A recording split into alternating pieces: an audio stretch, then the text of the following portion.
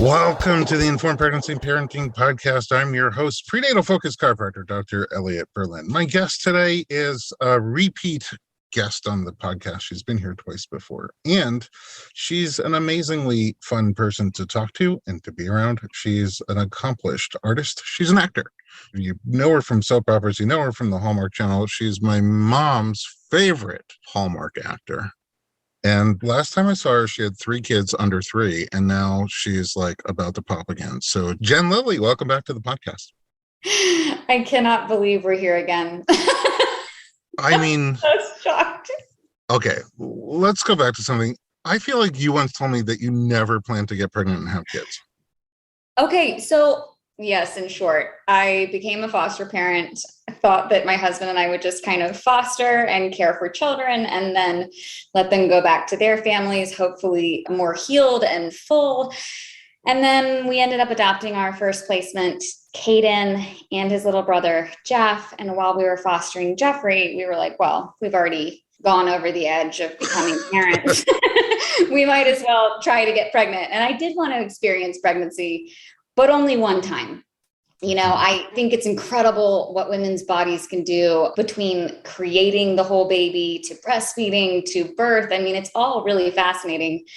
But I know on my last visit with you post Julie, I was like, yeah, check that off the list of accomplishments. I never want to do that again. Like, glad I did it. We're done. Yeah. And you literally had 3 kids under 3. Yeah. And somehow you always have a smile. You always look like you got good sleep. And you make it look very easy. The whole thing. You make pregnancy look easy. You make fostering and adoption look easy. I don't know how you did it. We did a whole episode on fostering and adoption, and it still is in my mind fairly freshly, especially because of the pandemic and how that affected the whole fostering system. So yeah, and then I remember distinctly you saying, "Good, I'm good." But here you are again. Did you change your mind? Did the universe demand more from you? No, I did not change my mind. In fact, I have 3 due dates. I don't know how all the due dates are calculated, like May 7th, May 11th, May 13th. And May 13th is my birthday. Is it? Yes. Oh, I kind of hope she does not stay in till May 13th because I'm extremely uncomfortable. But if she is, I'll let you know, and we'll celebrate that she shares a birthday with you. Yay. Yeah, I'm still processing it. I mean, I'm still waking up in the morning being like, is this real? Oh, but I'm having lightning and I have to pee, and I'm having a contraction because I have to pee. So yeah, it's real. It's real. It was it's very real. So unplanned, a little happy surprise. I mean, okay. So I wanted to foster again. I remember saying, hey, to my husband, hey, maybe when Julie, our daughter, is about 3, she'll be 3 at the end of the summer. Maybe when Julie's 3, we should start fostering again. And of course, my husband, Jason's like, are you insane? We have a 5-year-old, a 4-year-old, and a 2-year-old. And I shoot most of my movies in Canada for 6 weeks. And guess who gets to stay with the kids? Jason. So he's like, yeah, right. You get to go off and, fake fall in love with all of these guys and leave you with the kids. We're not fostering yet. And then I guess God had other plans because we got pregnant. And so we're having an infant, whether it's via foster care or my own body. I guess it's via my own body. But yeah, it was a surprise for sure. I say once you're already having another kid, why not also foster? Yeah. You have 4 children, don't you? I do have 4 children. It was my wife's idea. So here's my theory on parenting, and I want to know your opinion. You go from 1 to 2, and I feel that is extremely shocking as a parent. But then the leap from 2 to 3 kids is exponentially more shocking. Now, the leap to 3 to 4, most people say, listen, you're already under the water. You've already drowned. The kids have you outnumbered. What's another 5 feet? Oh, yeah. Jim Gaffigan said that. He said, if you want to know what it's like to have a 4th baby, just picture yourself drowning and someone hands you a baby. And that's pretty much what it's like. But here's what I found. Yours is a little unique for 2 reasons. They happen right on top of each other. And it's this kind of mix between biological and adopted kids, which are different processes of them coming into your world. And they're each have their own challenges and they're different. So I can't speak to your specific, but I can tell you that overall, over the past almost 20 years of working in pregnancy, most moms, most birthing partners tell me that when they have their second, it's the craziest change in the world. It's like a huge, huge increase. It's not even double, it's triple or more.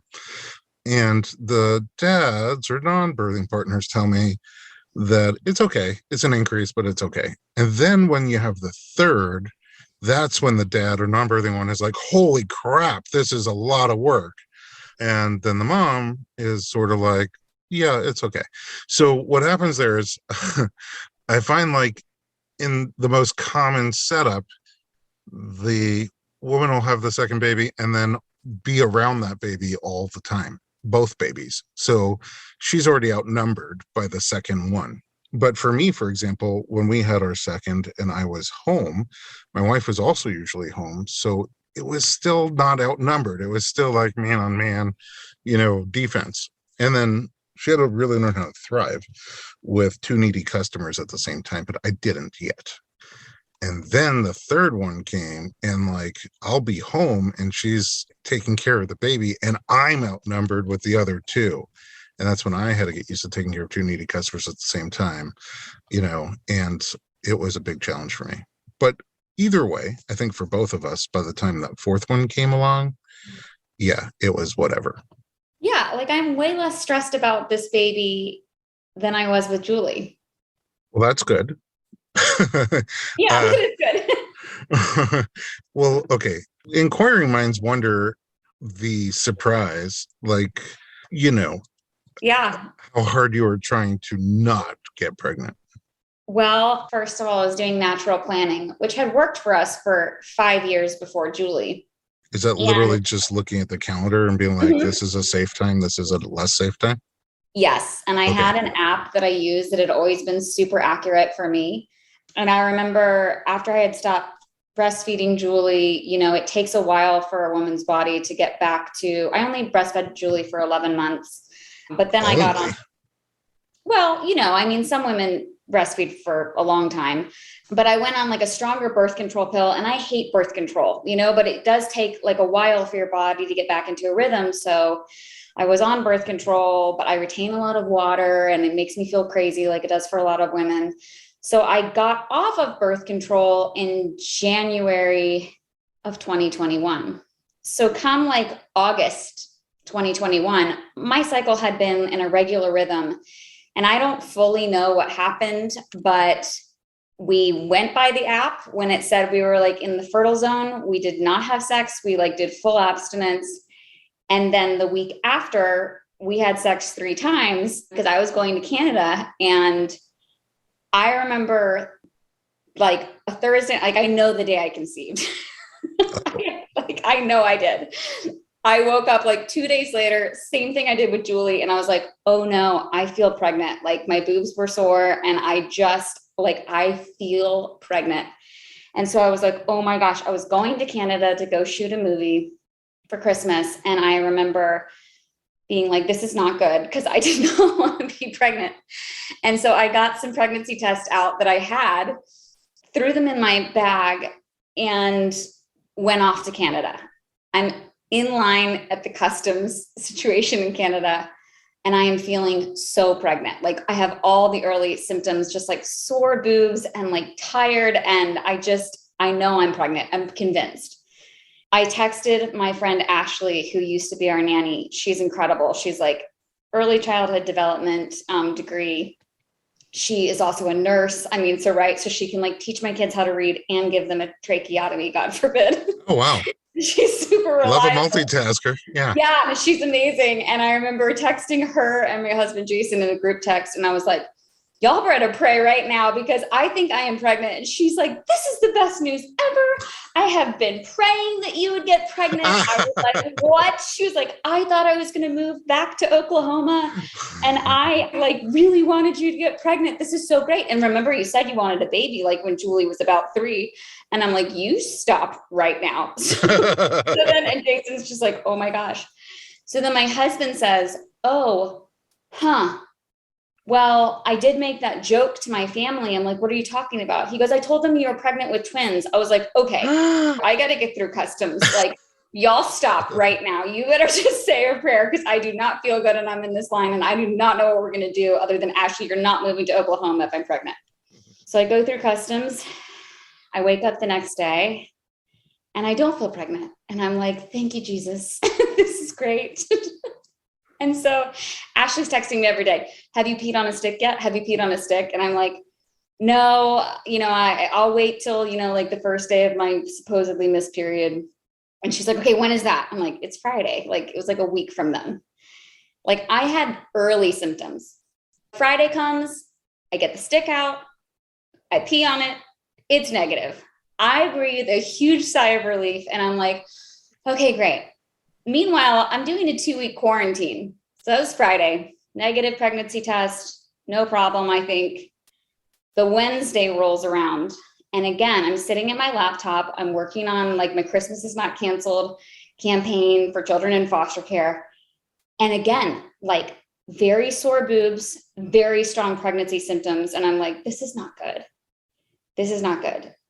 I'm going into a fitting that following Friday for my movie. Oh, and by the way, the director I'm working with and the crew and the production company, all the same people that I worked with when I found out I was pregnant with Julie. Your verse? Oh, that's hilarious.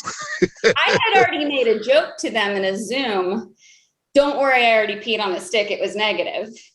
Oh, accurate. And they're like, oh, good, because that was very scary for us last time finding out you're pregnant after we filmed.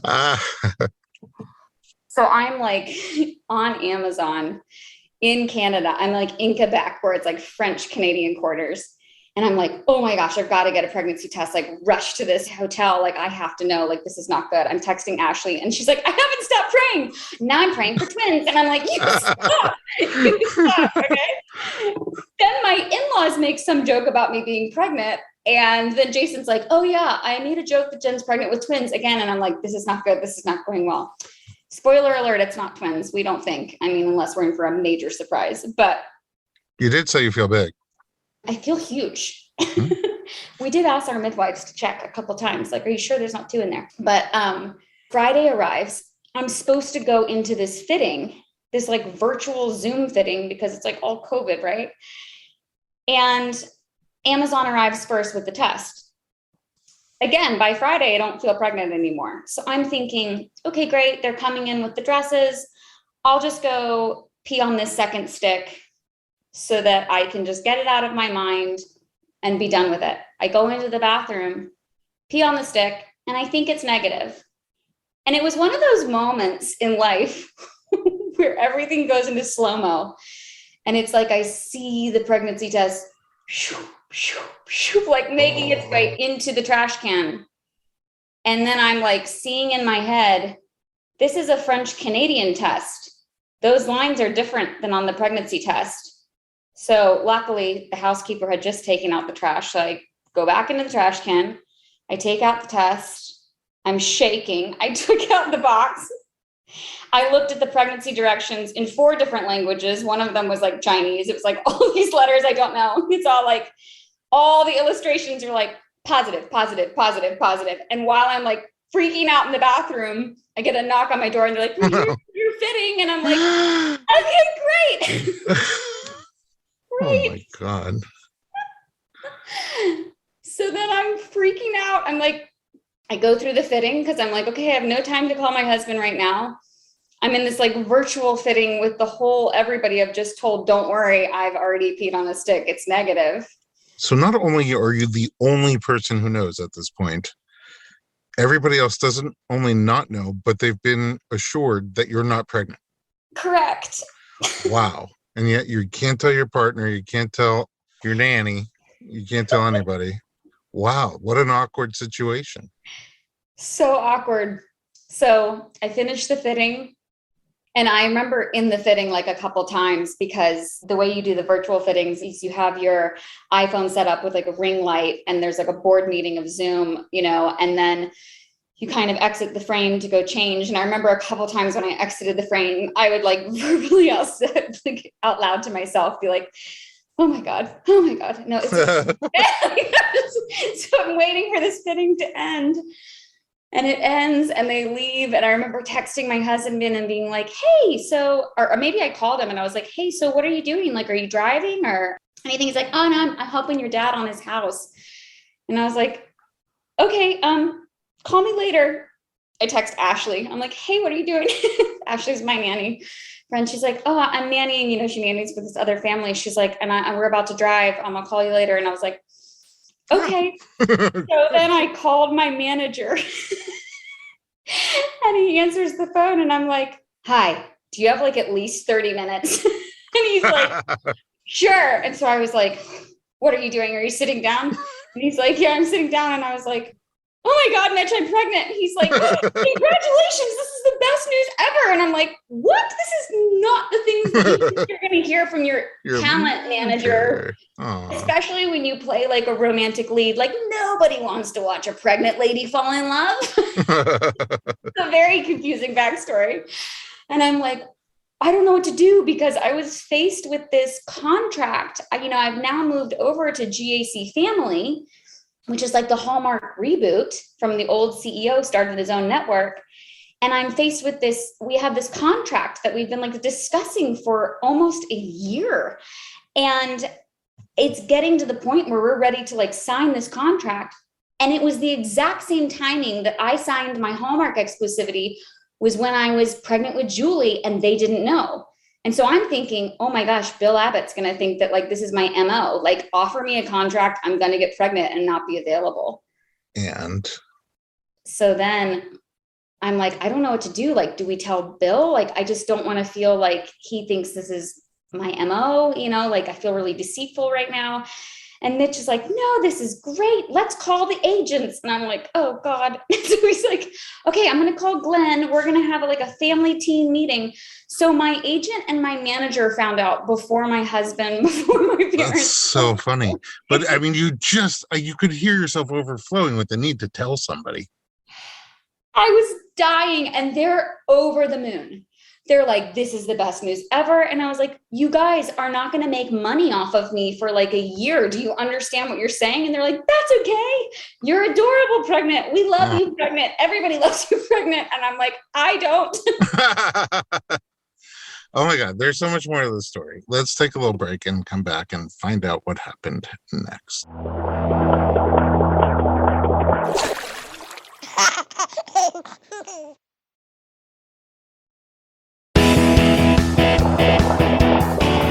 Welcome back. We're talking to Jen Lilley. Wow, you're a surprise master. And I will say this, that just teaches you to be careful what you pray for and what jokes you make. 100%. I feel like either the joke gods or the world gods got together and said, you need to have another baby. But I believe it. I think that the more nice people that have babies, the less I'm worried about this crazy world. Well, thank you. It's funny because I remember also asking my son, Caden, who was 4 or 5 at the time, I said, hey, buddy, do you want to have another baby, like in our family? Because he was counting how many boys we had in the family and how many girls we had in the family. He was like, Mama, we have 3 boys and we only have 2 girls. And I was like, yeah, should we get another baby? And in perfect comedic timing, I was so proud of him. He said, Mama, I am allergic to 3 things: bees, flies, and babies. None of those things are true. So I was like, well, that was a really nice triplet that you wrote as a 4-year-old. Good comedic triplet. I really admire your sense of humor. And then I said, hey, buddy, but there's a lot of babies that don't have mommies and daddies who can take care of them. And he goes, I guess we should help those babies. Does he know that he's adopted? He does. And that's been the biggest blessing of this pregnancy, minus the baby. We're very, very excited to meet this baby. I do want to say that, like, she's very wanted. It's just the pregnancy's been hard. But it's been such a blessing in this pregnancy because both of my boys now have asked me, like, hey, when I was in your belly. And so that's been able to bring up a lot of good conversations. Now, at first, same boy who said he was allergic to bees, flies, and babies, I said, hey, buddy, so you didn't grow in my belly, you grew in my heart. And he was like, oh, okay, cool. And I was like, and, that's, you were the best gift that we ever got. And you're the whole reason why we have, Jeffrey, and why we have Julie, because if it wasn't for you, like, mommy and daddy wouldn't be mommy and daddy. So we just love you so much. Well, then I guess he started really understanding that boys grew in hearts and girls grew in bellies. And so I was like, oh boy, shoot. So I'm going to have to address that. So I told both of them, hey, you grew in another mama's belly and she loved you very, very much, but she just did not know how to be a mommy. And she wanted daddy and I to be your parents, and so did God. And that's why we got the best gift in the world. And that's why we got you. So they do know. And that's like a very loving way to word foster care. I mean, unfortunately, with foster care, the truth is that, it's an unsafe situation if they're going to adoption. Their birth mom, the boys share a birth mom. She did want us to adopt, but she didn't have a say in it. And I stay in touch with her. But it's been great to kind of give them a little bit of respect and empathy for her, also from an early age, that she wasn't not a willful child abuser. She just really didn't know what she was doing.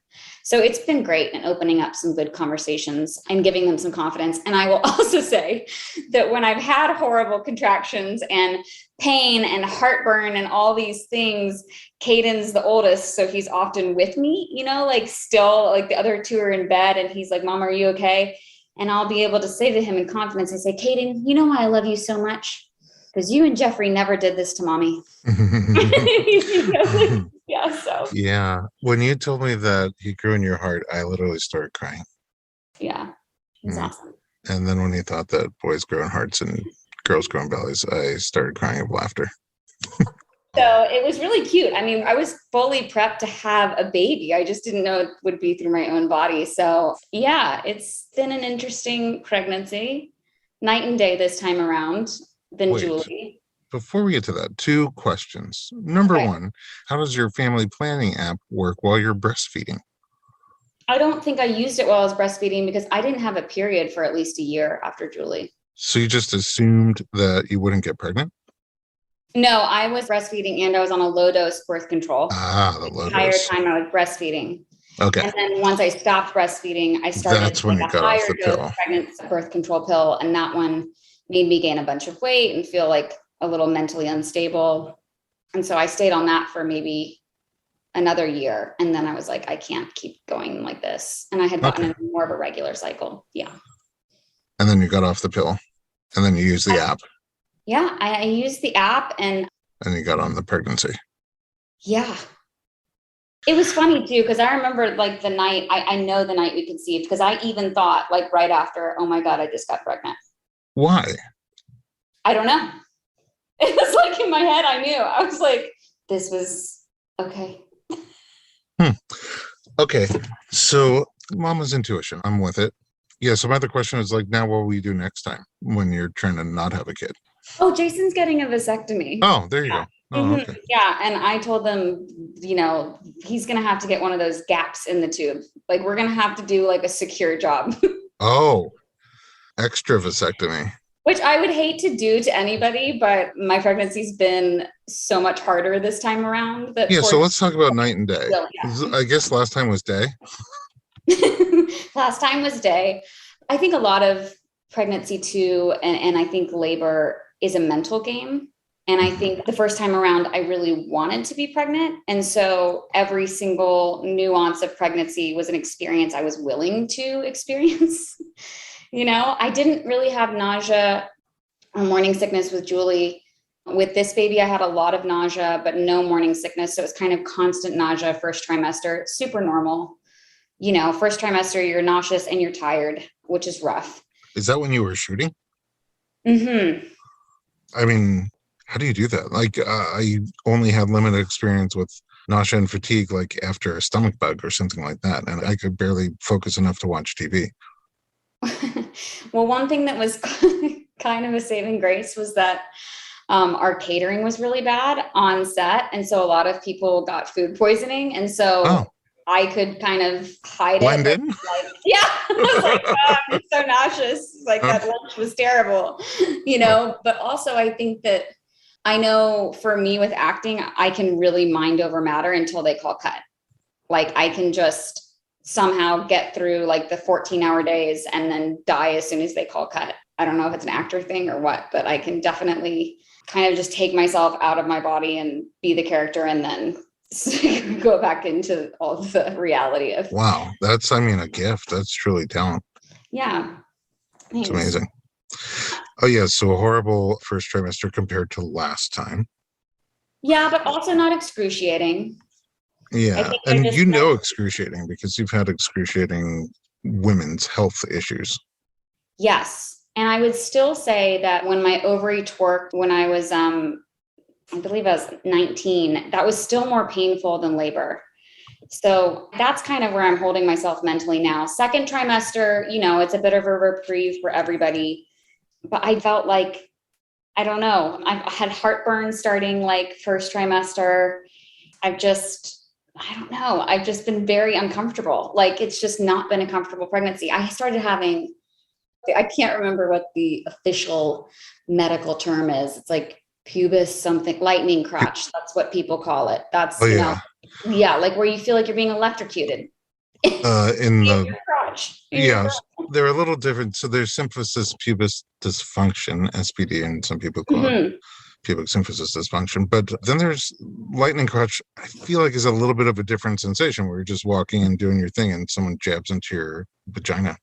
That started trimester for me. Wow. Yeah. Someone just told me she was online at the supermarket and then just jumped and almost dropped her groceries. And people are like, are you okay? Are you okay? And she's like, oh, it's just my crotch. And mine lasts for like 60 seconds where you're just like, you cannot talk. It was worse than like some of my labor contractions with Julie. Wow. So again, I'm trying to picture, I know you're not filming now, but imagine that happened during one of your scenes. No, I would have to be like, y'all, sorry, we got to cut. Like, there's no way. Oh, James, I love when you, yeah, there's no way. So that started really early on, but I will say positives have been, my daughter Julie was breech. I was going to ask you about that. You didn't have that this time. No. So I started doing spinning babies and all of the things that I learned in my first pregnancy very early on. So doing the inversions and things like that, which make your head, all the blood rushes to your head. And it's kind of a horrible sensation too. But I'm like, I was too scared to do ECV and all of that again. And so this worked last time. Yeah, it did. However, I found out because I didn't think I ever needed to know because I thought I'd never be pregnant again. I found out recently because I started chiropractic care this time, maybe like week 10 of pregnancy. I was like, I'm doing Webster's, I'm doing the inversions, I've been doing massage, I've been doing everything I can to ensure that I do not have a breech baby this time. The chiropractor kept asking me about my labor, because if you remember, my labor with Julie was wild. I never had regular contractions. I had double peak contractions. So they'd be like 90 seconds on, 5 seconds relenting, 90 seconds, another peak off the charts.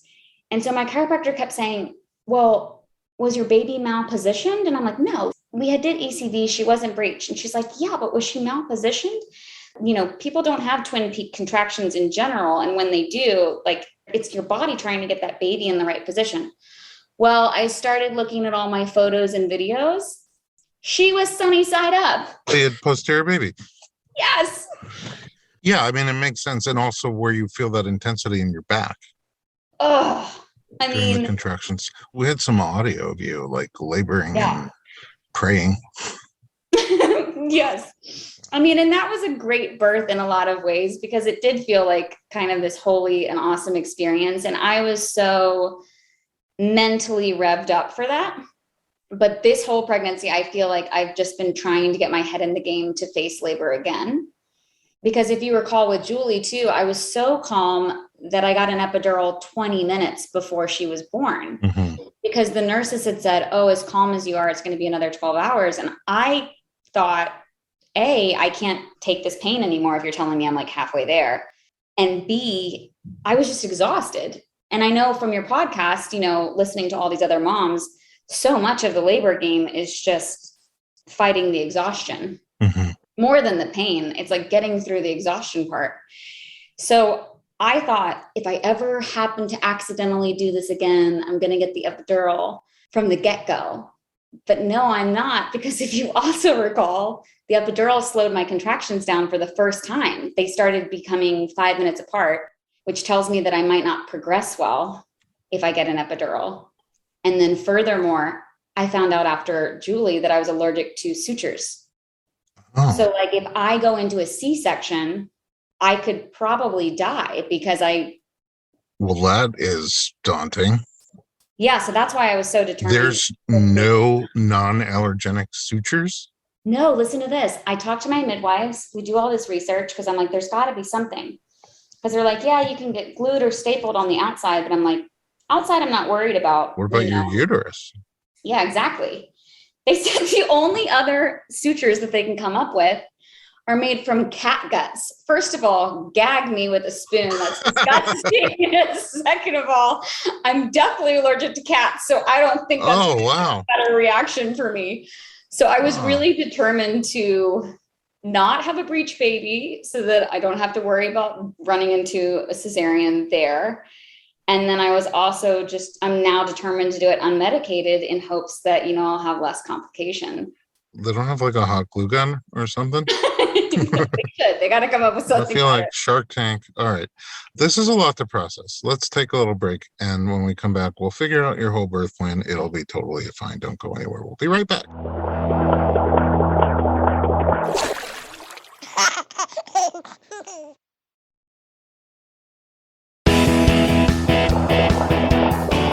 Welcome back. We're talking to Jen Lilley, one of my favorite people. All right. So you're having this baby. You have so many conflicting thoughts floating through your head. And I feel like also last time there was fear, like you doubted your ability to do it, to handle the intensity of natural labor. And then you found that you were like really good at it. Your memory is slightly off. I'm much older than. That's fine. We haven't seen each other in a long time. We didn't think we were doing this again. Yeah, that's in true. fact, when I first started listening to your podcast again, like start of third trimester, I would just sit in my car before I would pull out of my driveway and shake my head and be like, why am I listening to my favorite intro music again? This is not supposed to be happening. The first time around, I had like warrior mentality. Like I was like, my body is made for this and I can do this. And I've had like a twerked ovary, which is super painful. Like I can endure labor. And I could have probably not gotten the epidural, but this time I'm just like, my prayer is that I do not go into labor, you know, like at 11 p.m. at night with no sleep, and that I just have regular contractions. Cause I'm like, if I can just get a break between contractions like a normal human being, then I can do it. But Julie's was so erratic that it doesn't give me a lot of confidence this time. So it's the opposite. You last time felt like I can do anything, and then it hit you a lot harder than you thought it would. Yes. But you just didn't have like typical progression of labor. You didn't have typical pattern of labor, the timing, the sensations, all not typical, much more intense than typical. Yeah. This time I'm doing midwifery care. Nobody's in a hospital? Yeah. I found a hospital that will allow you to labor in a tub, even if your water's been broken, which nice. I could not labor in the tub last time. Right. Which was so brutal because I did have the back labor because she was sunny side up and all of that. So yeah, I'll labor in the tub. And I'm just hoping that it's not late at night that I go into labor. I'm hoping I'll be rested. And this progressive hospital, Yeah. Are you allowed to eat? The midwives basically said we're not allowed to via hospital policy, but they're not going to be with us all the time, kind of wink, wink, you Okay. know, before you come in. But they're really cool. And there's like no OB when you deliver. It's just the midwife team unless something arises. So I like that there's like the natural aspect to it, non-invasive aspect to it, but also there's the safety. Like I have a security blanket of feeling like, okay, there is doctors in an operating room available if I need some sort of intervention. It sounds like you have like a utopian best of both worlds set up there. Well, knock on wood, let's hope so. Okay. Who's coming to the birth? Right now, it's my husband, of course, Rockstar Jason. I have just secured a birth photographer. And then we'll see because my friend Ashley is out of town. And so is my best friend Selah. And I think I'm going to have the baby early. I don't think I'm going to make it to May. I think she's either coming like May the 4th, like a Star Wars baby, or Cinco de Mayo. I like Cinco de Mayo idea, but if she's not down to have tacos every single birthday of every single life, then I don't want her to come on Cinco Yeah. If you pick that day, that's your picking. I'm talking to the baby. Yeah. Do you know what you're having? I'm having a girl, which is great. So I'll have 2 and 2. 2 and 2. Mm-hmm. Do you have a prediction on how big she will be? No, I thought she was going to be like an 8-pounder because she was originally measuring 60 percentile and Julie was 40th percentile.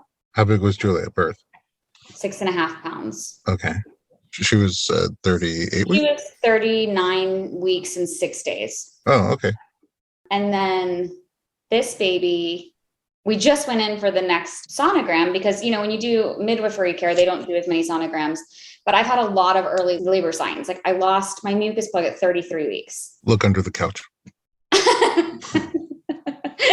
But my midwives were like, that's okay. And I've listened to a bunch of your podcasts and they're like, it's okay. Your body can reproduce that. Yeah, it comes back. I lost more at 34 weeks and was like, oh God, they're like, again, it's okay. Like I've had just different little things that have kind of scared me, but the midwives have been also really cool. And so I've been really trying to be really laid back about it and stuff. We went in for the sonogram and this last sonogram. So my last one was 20 weeks, right? The anatomy scan. We had in a scan at 37 weeks and she was measuring 29th percentile. Oh. So she's 6 pounds, 2 ounces as of like a week ago. And her head is smaller than Julie's, and she's in the proper position, and she's not sunny side up. So I'm pretty jazzed about that. So you're thinking 6'5" again? I don't know, because don't they gain like a half a pound to a pound in the last weeks? A week, yeah. So, I mean, it could be, but you're pretty convinced it's going to be early. Yeah, but if she was 6 pounds, 2 ounces a week ago, I'm like, maybe she'll be like about a 7-pounder. Going with 7 for our post-birth interview to see how close you were. Okay, 6 pounds, 10 ounces, final answer. Final answer. And so is there going to be someone replacing your friend, nanny? Like, do you need one more person in there? Is there going to be... The hospital just upped it to 3 people. So I think it'll just be me and the birth photographer and Jason, unless I get lucky and Ashley comes back soon. She's not back due until May 7th. So there's a chance she could be with me. One of the due dates. Yeah, it's one of the due dates. Okay, cool. Are you like from last time, again, hoping you have a better pattern and more normal progression, but are there things from last time that you bring with you as lessons learned, like in terms of coping and, you know, handling the intensity? Yeah, I think I loved the rolling pin. That was amazing last time. My best friend Selah had brought a rolling pin, and that was really wonderful. So I've got a rolling pin in my birthing bag. I've got essential oils this time. I mean, I think that the main thing for me is just breathing. And I think that I could have not gotten the epidural. I just thought it was maybe 12 more hours. I slept so well, though. Is your birth photographer also going to do video? This one does not, to my knowledge. Oh, so just pictures. Mm-hmm. But I will have my phone and I'll try to record some. Yeah, we need some stuff. I'm kind of wondering if it's going to be precipitous because, That's what you said last time. yeah, but last time my birth was induced. That's true. My body wasn't ready. I was at 2.5 centimeters, but my mom and both my grandmothers had precipitous labor. Precipitous. I remember you said that. I had a lot Well, of early prodromal labor. yeah, but who doesn't have their phone with them? Even if it's precipitous, that would be even a better recording. Oh, yeah. My grandmother had one of my uncles with her pants still on. Wow. That's how fast it came. Yeah. I'm like, I don't want that. Or she's really this slow to get her pants down. I mean, I can relate to that being so pregnant. You try to put pants on and you're like, shift the weight. I only wear the dresses because I can't get the pants on. That's what everyone says. Dresses and Birkenstocks. Yes. How has midwifery care compared for you to obstetric care? I know you loved your OB, but like just practical differences. I think midwives are just so much less inclined to intervene or worry, which I like. And I think what's also awesome is I'm really allowed to birth in any position. They just told me I have to get out of the tub, and that's a hospital thing. It's not their rule. It's like, for the final moment? I can't do a water birth. So they're like, you're not going to want to get out of the tub, but you do need to get out of the tub. But they have like the bars.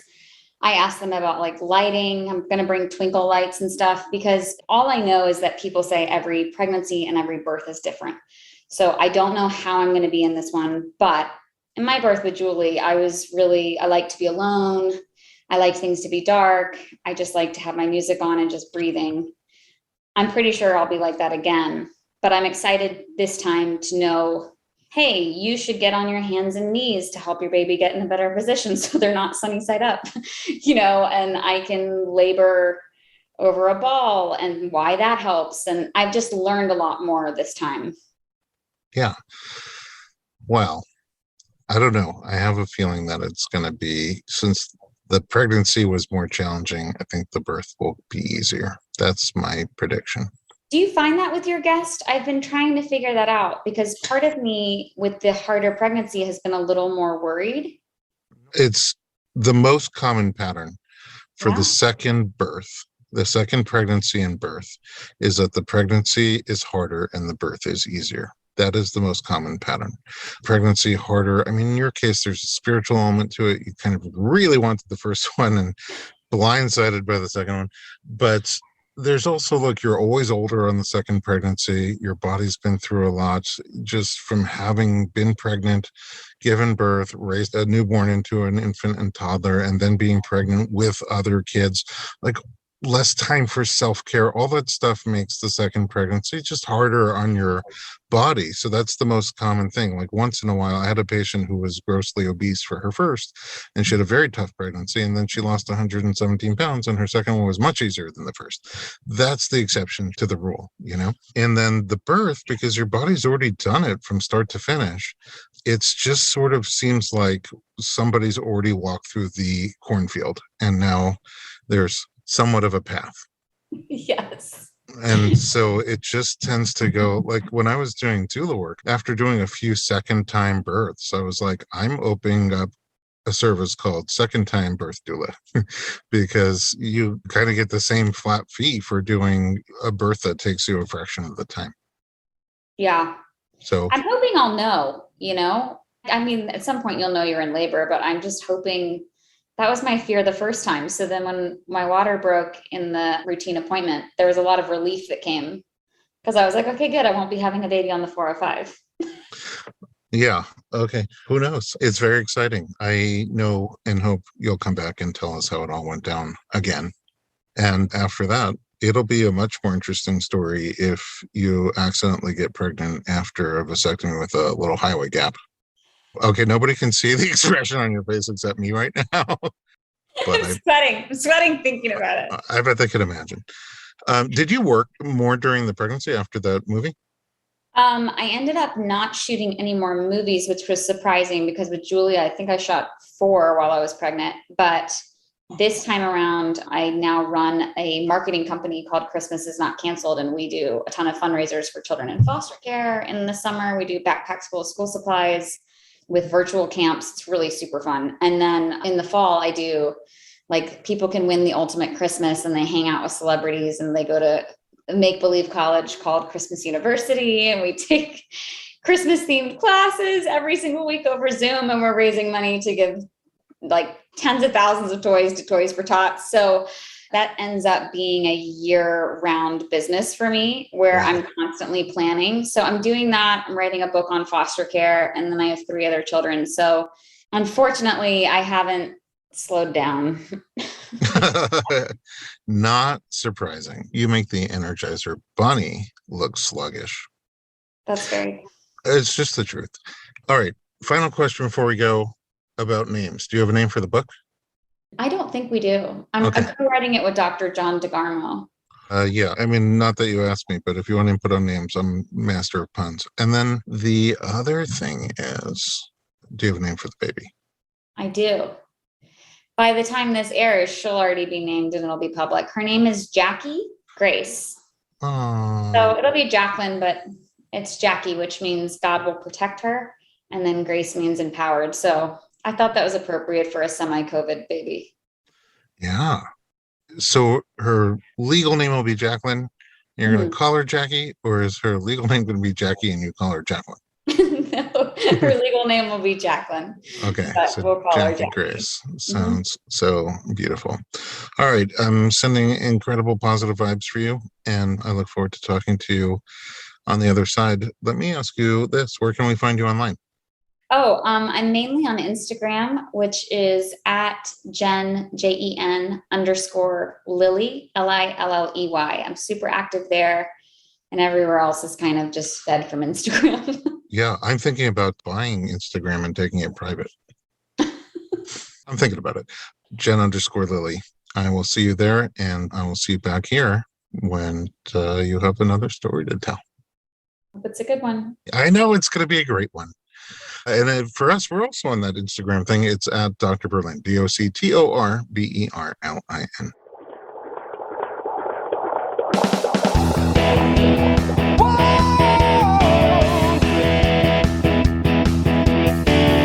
Doctor, give me the news. I got a whole lot of questions for you. This kid's gonna test my will. I got a lot to learn, and my baby's due.